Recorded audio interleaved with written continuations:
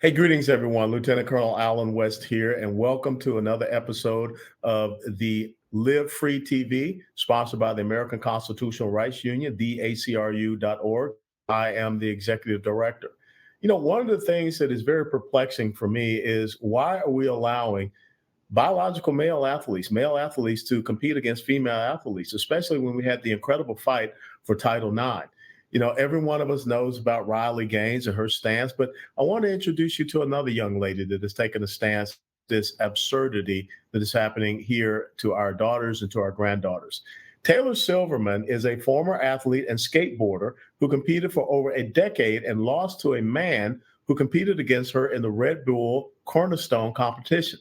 She joins the growing ranks of current and former athletes in women's sports such as Riley Gaines, Bethany Hamilton, Martina Navratilova, who are speaking out about females being erased from women's sports and the protections they fought for and have been protected by for 50 years under Title IX. Taylor joins me today to discuss this injustice. Taylor, welcome to the Live Free TV sponsor ACRU. Thank you so much for having me. I really appreciate you taking the time to talk to me today. No, this is absolutely important. I'm the father of two daughters. They're 39 and 30 and 27 now, and they have given us a couple of grandsons. But still, I remember them competing out in water polo and softball and volleyball. I would have been incensed by what I see happening today. How did this come about? I mean, when did this start? When did you see this change happening? Well, this is something I had heard about happening like 10 years ago, back when I was a teenager. It's something that my dad actually told me about because he used to listen to like talk show radio, like Opie and Anthony in the car every time I was with them. And back then they were talking about this happening in MMA fighting. And, we thought it was ridiculous and there's no way that this will actually continue. I thought there's no way something like this could actually impact me. And when I first learned about it, my dad also told me the story of Renee Richards and this happening in tennis back in the 70s. But I was still completely shocked and blindsided when it actually impacted me in skateboarding. And this actually happened to me 3 different times. A lot of people don't know that the Red Bull contest was not the first time that it happened. Back in 2018, I believe, in a contest in California, a male athlete entered a qualifier that I was competing in a women's division. And same as I thought when I first heard the stories of this happening in MMA, I thought, well, this is ridiculous. People won't allow this to continue to happen. But then again, in 2020, I traveled to Chicago to compete in another women's contest. And this time I was actually displaced from first place, bumped into second by a male athlete. And these were 2 different people. And yet again, when I traveled to Nebraska in 2021 to compete at the Red Bull Cornerstone contest, it was a different guy again. And this time, it not only just bumped my placement, it also impacted my paycheck because this was a contest where there were thousands of dollars on the line. And I started to realize that this is not getting better. This is actually getting far worse. And I felt like I was in a position that I had to speak up about it. And I didn't think that the other girls would. I knew that there were some people talking behind the scenes, but nobody was really going to go forward and say anything to the contest organizers. So I reached out to them privately in the beginning, and I explained to them that, this is a man and, he can identify however he wants, but he took $5,000 of prize money from a prize pool that was meant for female athletes. And not only myself, but like a dozen other girls were impacted by this. And I didn't think it was the right way to handle it. I really wanted to have a conversation with them about a better way to move forward. And unfortunately, they chose to completely ignore me, to not even respond to me. And that was extremely frustrating.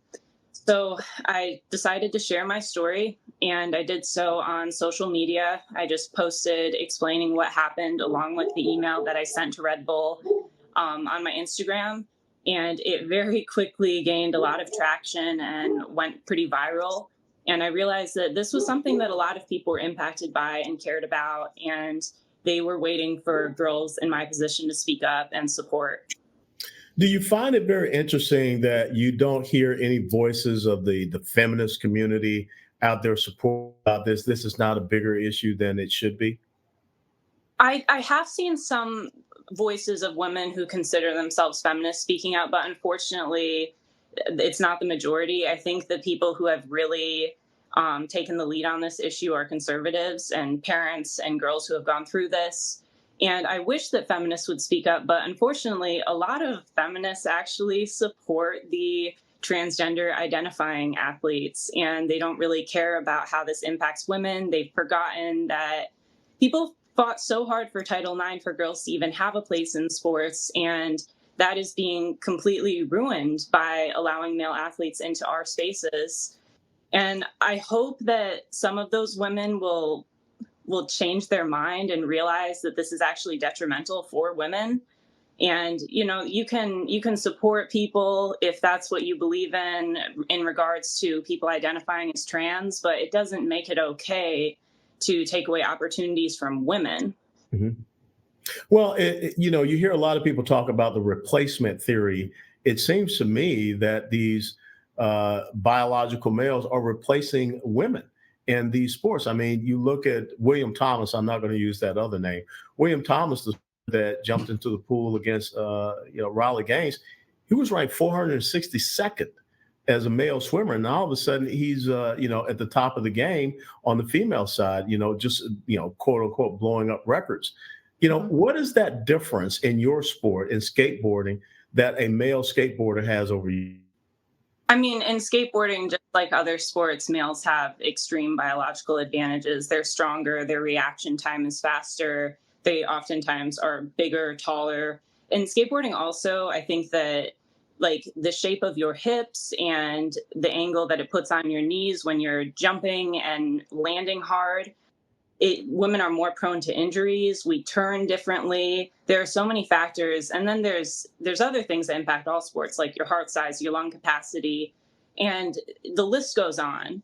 But whether you're taking hormones or having surgeries or just claiming you're a woman now, it doesn't take away those advantages, and it's something we see across the board in all sports. And the William Thomas case, I feel like, brought so much light to this issue because so many people were turning the other way or thinking that this wasn't happening or that it was just extremely rare and they shouldn't really care about it.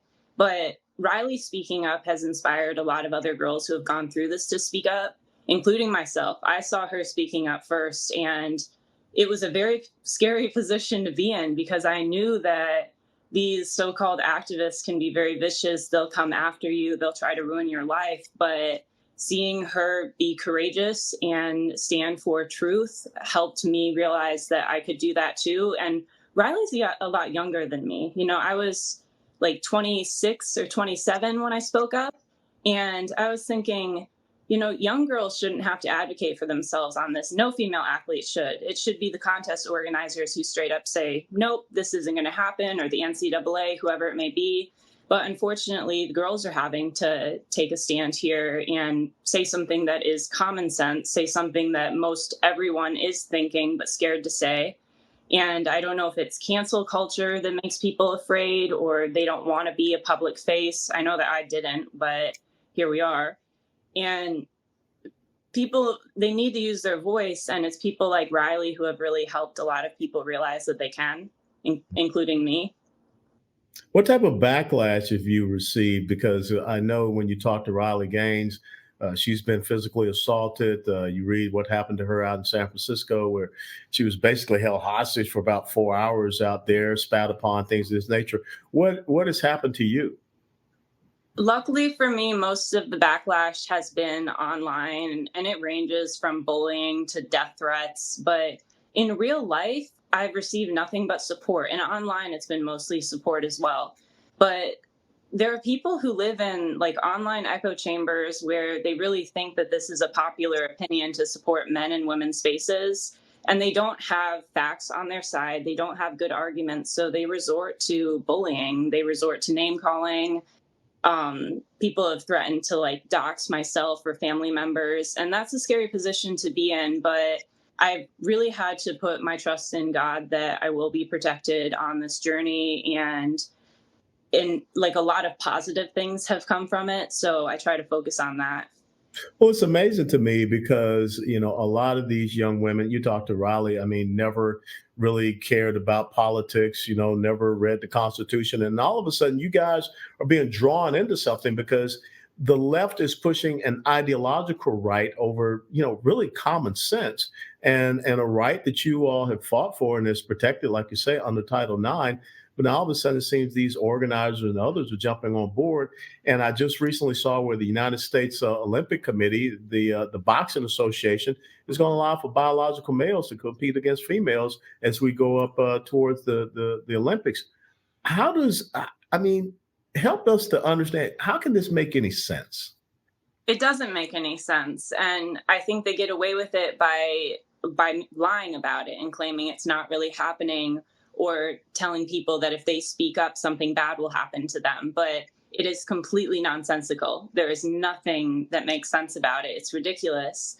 And you're right. Like, I spent the past 10 years of my life skateboarding. I wasn't thinking about politics that much. And I'm actually, in a way, grateful that this happened to me, because it's opened my eyes to a lot of other issues aside from just this one, like what's going on in schools with the push with gender ideology and parents having their rights taken away. And it's made me scared for our future, because I want to be a parent one day. I not only want my kids to experience fairness in sports, I want them to live in a country where they aren't scared to use their rights, like free speech, and where I don't have to worry about what might happen if I send them to public school, which at this point I don't want to do. I see the Star of David necklace around your neck, and I have to ask the question, are you concerned about what you see happening in our streets with these pro Hamas supporters and the persecution of Jewish students on these college and university campuses? And again, here we're bringing more young people in who were just going to these respective schools to get a good quality education, go on and get a job. But now they're on the tip of the spear of a very highly politicized issue. Yeah, it's really upsetting to see how, like, college students who are Jewish are being treated. It's upsetting to see a generation of people who are getting their information off of a Chinese communist app, TikTok, think that they are experts on geopolitics and harass innocent people because of it, or people who have never been to Israel, know nothing about it, know nothing about the people there and the rights that they have, whether Jewish or Arab or Christian or whatever. And they think that it is some type of colonizer state, which is not true. I've spent time there. I had neighbors from all over the world. You walk the streets there, you hear 12 different languages being spoken in a day, and everybody has the same rights there. In fact, the only place that there are people where people aren't allowed to go for their race or ethnicity is Gaza or the West Bank. Like, I couldn't go to Gaza. I would get Yeah. killed if I went there. And it's really sad because people don't know history. They don't know the facts. And they use it as an excuse to spew anti-Semitism in our country and all over the world. In fact, when I first spoke up in the beginning, there were more comments about me being Jewish, as if that were a bad thing, than there were trying to argue with me about whether men should be in women's sports or not. And that was another thing that made me hesitant about speaking up in the beginning, is I knew that could happen. I already received messages from time to time calling me a white supremacist and a colonizer and a war criminal and a Mossad agent and all these things, just because they see this in a picture. Yeah. And that's another thing is, like, I really had to pray about this. I had to put my trust in God. I had to do my best to maintain my faith that God is on our side, or rather we're on God's side here. And there are a lot of lies being spread in the world today, but the truth is a lot stronger than that. Absolutely. As we wrap up this interview, what would be your parting message to young female athletes? And then also, what is your message to the parents of these young female athletes today? I'll start with the parents, because I think that this is an issue that has just increasingly impacted younger girls. And my message to parents is, if you don't speak up for your girls, if they're impacted by males invading their sports or spaces, whether it's sororities or whatever it may be. It sends a message to your girls that they are not important enough to you to protect and that you don't respect them. And they need your help here. They need your voice, especially if they are high schoolers, middle schoolers, just kids. And to the athletes, I want you to know that if you speak up about this, you will receive support. And it's not something anybody wants to do. I didn't want to speak up about this. I didn't want the attention that came with it, the harassment that came with it. But when you do the right thing, it feels a lot better. When I didn't speak up, I felt a lot of guilt about it, knowing that it would continue happening, knowing that nobody would know that it happened to me, and knowing that nobody was advocating for all the other women who competed in this contest. And a huge weight was lifted from my shoulders just by telling the truth. And a lot of positive things, a lot of opportunities and doors have opened for me. I've gotten job offers. I've met some of the most incredible people. And I really believe that we have made progress in this movement of spreading the truth and getting people back to reality and back to sanity. And the more people who join this fight, the easier it's going to be. And we will be here to support you. Are you still going to do competitive skateboarding? I still compete locally from time to time. I'm not traveling around too much because I've been working a lot. We actually just launched a skateboarding show out here at Timcast called Boonies HQ. So I've been filming and having guests out and everything for that with the other skaters here. But I like to compete, and I'll never stop skateboarding. It's something that I want to do as long as I can. And it's something that I want to share with my kids one day. And, people tell me that, you ruined your skateboarding career, but it's really only gotten better because of this. And I've gotten to meet and connect with more people. So I'm glad I spoke up. So where can people follow you, Taylor Silverman, and support you in your efforts to make sure we restore sanity and make women's sports for women? You can follow me on X, formerly Twitter, at TM Silverman. I also have Instagram at Taylor May Silverman, and you can check out the new YouTube channel, Boonies HQ, if you're into skateboarding. Well, you are on the side of right, and as it says in the Bible, if God before us, who can be against us? Taylor Silverman, thank you so very much for joining us here at Live Free TV. And any way that I can be a voice of support to you, please call on the old Colonel. I'll be happy to do that. And tell old Tim Pool I said hello. I will let him know you say hi. And thank you for having me.